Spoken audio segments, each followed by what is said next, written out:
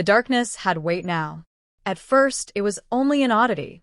The sun hadn't risen over Darrow Hill that Tuesday morning, and people joked about eclipse season or freak weather.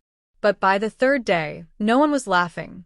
It was still pitch black at noon, streetlights humming their cold glow over empty roads. The kind of darkness that felt pressed against your skin, like wet cloth clinging to a corpse. Eleanor Finch sat by her window, eyes fixed on where the sun should have been. A mug of tea steamed in her hands, untouched. The house groaned in the windless still, its timber bones restless. Her clock ticked rhythmically, but time had become a formality. In this new void, routines were merely echoes of a forgotten world. Still nothing. Deputy Mason Rourke's voice crackled through the walkie on her desk. She picked it up. Still nothing, she said, her voice a dry rustle. Stars are gone. Moon's gone. No cloud cover. Just the black. Mason sighed on the other end. Mayor's calling it a temporary astronomical deviation. Like it's a detour on the highway. That's optimistic, she murmured. Blind optimism is how moths meet flames. He didn't answer, but she could hear quiet static, as if the darkness bled into the radio signal. Across town, Jonas Pike leaned against his attic window, peering into the gloom through a telescope that now served little purpose. 11 years old, and already certain the universe, had a cruel sense of humor. His notebook was open on the floor, filled with messy sketches, star maps, moonscapes, and lately, jagged patterns that came to him in dreams. His father shouted from downstairs. Jonas. Dinner. I'm not hungry. You haven't eaten since Monday. Jonas didn't answer. Something shimmered faintly in the distance, a ripple in the dark sky, like light passing through warped glass. He adjusted the lens, but the shimmer vanished. Again. It always vanished. That night, Eleanor's front door knocked once. A hard, deliberate thump. She opened it without turning on the porch light. The town's power grid was rationed, and she didn't trust it to stay. Mason stood there, raincoat damp though it hadn't rained in days. You hear it? He asked. She nodded. The hum. They both listened. It was low, like a cello's dying notes stretched over miles. It wasn't in the air, but in the bones. We checked the Ridgewood perimeter. Found claw marks. Not deep, but weird angles. High up. Maybe 8 feet. Bear. Unless bears learn geometry, I doubt it. Eleanor motioned him inside. There's something else. She gestured to a desk covered in open textbooks, radio receivers, and a modified infrared scanner.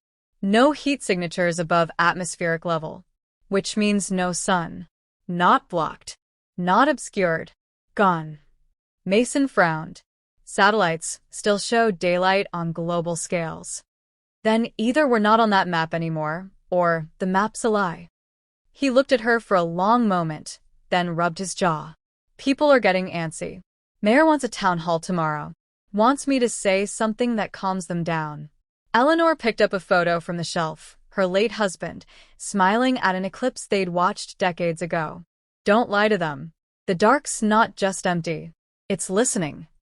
Later that night, Jonas slipped out of his window and climbed onto the roof. The shimmer had returned, pulsing slowly, almost like it was breathing. He raised his telescope again. This time it held steady. The stars were there, dim, flickering, but warped, as if seen from underwater. He adjusted the focus and saw a shape interrupting the starlight. Something long and vertical.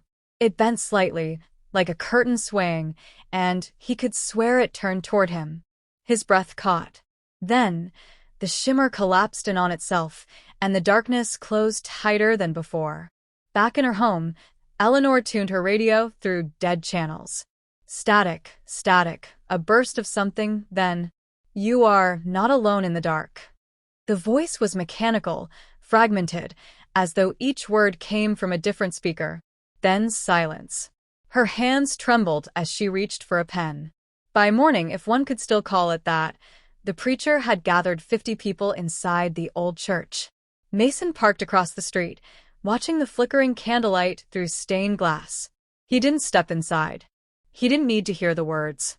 They were chanting now, not praying. At the edge of town, Eleanor climbed the old fire tower with her infrared rig. She pointed it skyward and recorded. 10 minutes in, the screen blinked, a faint heat trail, too precise, too vertical. Like something descending. She whispered to herself, "It's a curtain, not a cloud." Jonas awoke in his room, panting, his arms scratched and raw.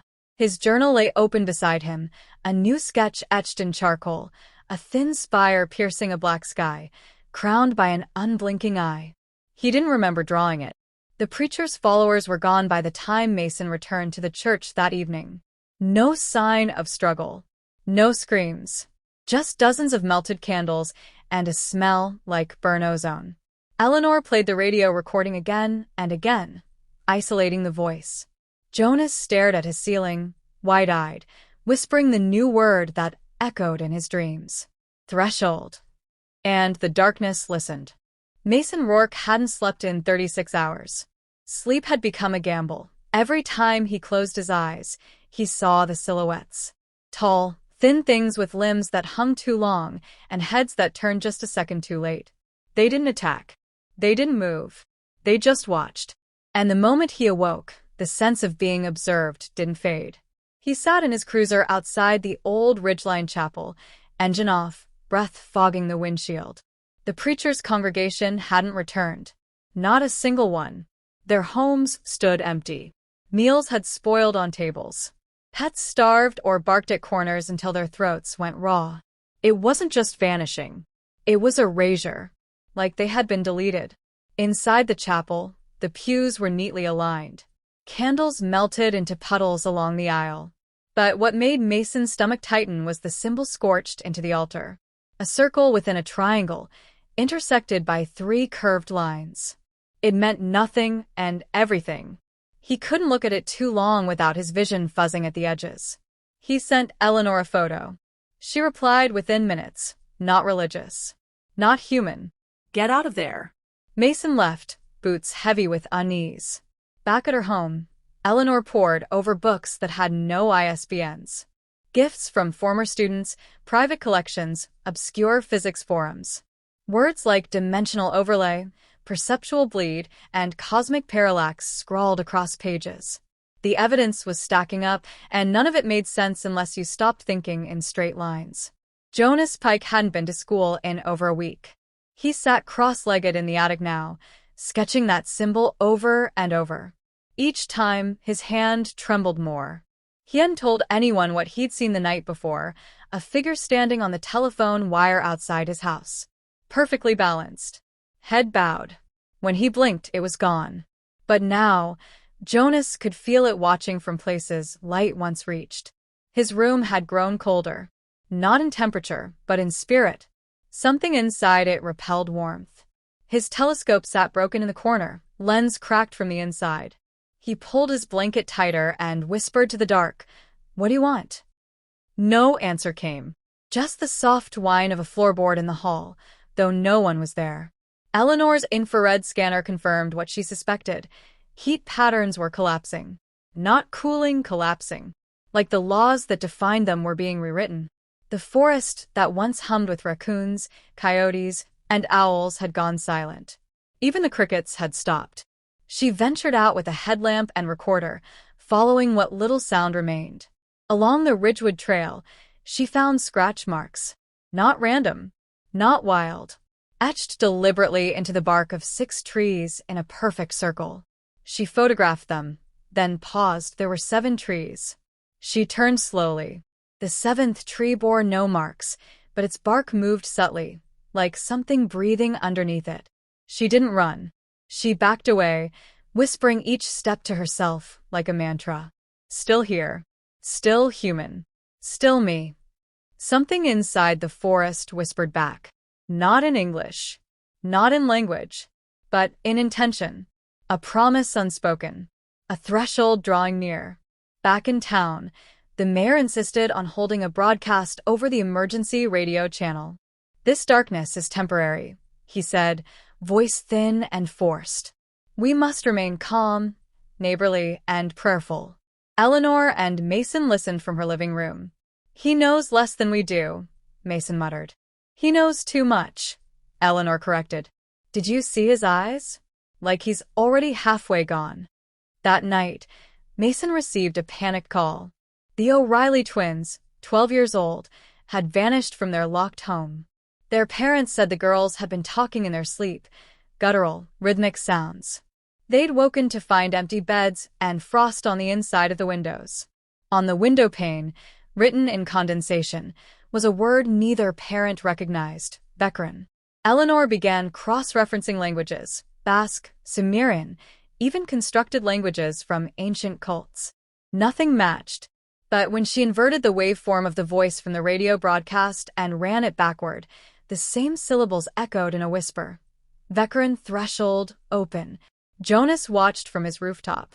The shimmer was closer now, like a curtain being drawn. He saw movement, slow, deliberate, like something swimming through thick water. He thought of Eleanor's words, not just darkness. A veil. He tried to sketch what he saw but found his fingers numb. His hands moved as if not his own. When he looked down, the lines he'd drawn made no sense. Shapes that twisted into themselves. Geometry that bent reason. The stars behind the curtain blinked. No, not blinked, were blinked at. He dropped the sketch pad and climbed down quickly. For the first time, Jonas Pike felt something children aren't meant to feel, that there are places not meant to be seen, and he had looked too long. Eleanor awoke to a low, vibrating hum beneath her floorboards. Not mechanical. Alive. She flipped her recorder on and muttered, "They're not coming. They're already here." Mason, unable to shake a crawling sense of dread, drove to Jonas's house. Found the boy curled up in his attic, eyes open and unfocused. "Jonas," he asked gently. The boy turned slowly. "You see them now, too?" Mason nodded once. Jonas looked back toward the sky. "They never left," he said. "We just forgot where to look." And in that moment, outside, somewhere beyond the veil, something blinked again. Eleanor stood at the edge of the clearing, her boots sinking into soil that pulsed faintly beneath her feet. It wasn't a heartbeat, nothing so familiar. This rhythm belonged to something older, something that had never needed a name until now. Behind her, Mason tightened the straps on his shoulder lamp and looked down at the collapsed entrance to the cavern. The signal they'd followed, an erratic spike in electromagnetic activity, had led them here, to the overgrown basin east of Ridgewood. Jonas had disappeared 12 hours earlier, and Eleanor's scanner picked up a thermal trace that descended deep below the surface before vanishing altogether. "If he's down there," Mason said, "we better move fast." "Not fast," Eleanor replied. "Precise." She swept the device across the brush. The plants closest to the sinkhole were bleached pale, like they'd been drained from the inside. A squirrel lay nearby, perfectly intact, eyes wide open and mouth agape as if screaming, though its vocal cords had dissolved. Mason swallowed hard. "What are we walking into?" "Not a place," Eleanor murmured. "A threshold. It's not where. We're crossing into what?" They descended through a narrow fissure in the earth, surrounded by twisted stone that looked more like petrified sinew than rock. The deeper they went, the more the air thinned, not in oxygen but in presence. The world above seemed distant, like a dream they were slowly forgetting. Jonas sat at the center of the cavern. His body was still, eyes fixed upward, face illuminated by an impossible glow.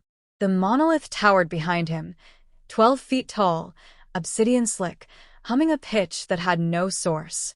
It wasn't carved or constructed. It simply was a presence anchored between this world and another. "Jonas," Mason called, rushing forward. Eleanor grabbed his arm. "Wait. Look." The boy's shadow didn't match him. While Jonas remained motionless, his silhouette bent its head slowly toward them. "Don't move," Eleanor whispered. "He's not alone." The hum intensified. The walls of the cavern quivered, as though reality itself was being stretched across another frame. Eleanor stepped forward, slow and deliberate, until she stood between the monolith and the boy. The monolith pulsed, and Eleanor's mind flooded with visions, fractal cities spiraling into themselves, stars collapsing into thought, eyes in endless corridors watching. waiting. She saw humanity's ignorance not as a flaw, but as a mercy. We were not meant to comprehend everything that stirred beyond the veil. And yet here she was, comprehending. She dropped to one knee beside Jonas. His pupils dilated, then slowly returned. His fingers twitched. The spell was breaking. "I saw it," he whispered. "I saw where they come from." She placed a hand on his shoulder. "And where is that?" Jonas shivered. Inside the dark between seconds. Eleanor turned to the monolith. The shimmer was brighter now, the veil drawn back just enough to reveal the silhouette of one of the watchers. It didn't step through. It pushed through, its limbs liquid and wrong, collapsing and reforming with every movement. It did not speak, but Eleanor felt its message like a knife carving a thought into her bones. "You cannot unsee. You cannot uncall. You are the door." "Then I'll shut it," she said aloud. She pulled the silver locket from her neck, the one her husband had given her during their last eclipse. It contained a sliver of meteorite, non-terrestrial iron, a token she'd kept since her days teaching astrophysics. Eleanor had always suspected it held more than sentimental value. She pressed the locket to the surface of the monolith. It screamed, not with sound, but with memory, every loss, every death, every collapse of star and soul. Mason fell to his knees behind her. Jonas cried out. Eleanor held firm. "You've trespassed too long," she hissed. "Go home." The shimmer exploded outward, collapsing in on itself like a reversed detonation. Light, real, blinding sunlight, pierced through a tear in the darkness above.